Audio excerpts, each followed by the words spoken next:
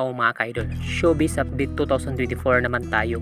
Pag-uusapan natin ngayon ang top 3 mga artistang may lahing foreigner na wala pang jowa or single pa hanggang ngayon. Una ay si Janine Gutierrez.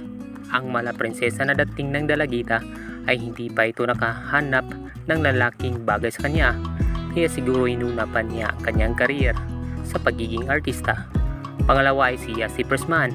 Ang dalagang ito ay ubod din ng ganda, pero hindi pa ito nakatagpo ng lalaking bagay sa kanya. At ang pangatlo naman ay si Bia Alonzo, na nanatiling single pa rin si Bia Alonzo hanggang ngayon. So yun lang po ang showbiz update sa Binido TV at salamat po sa panonood.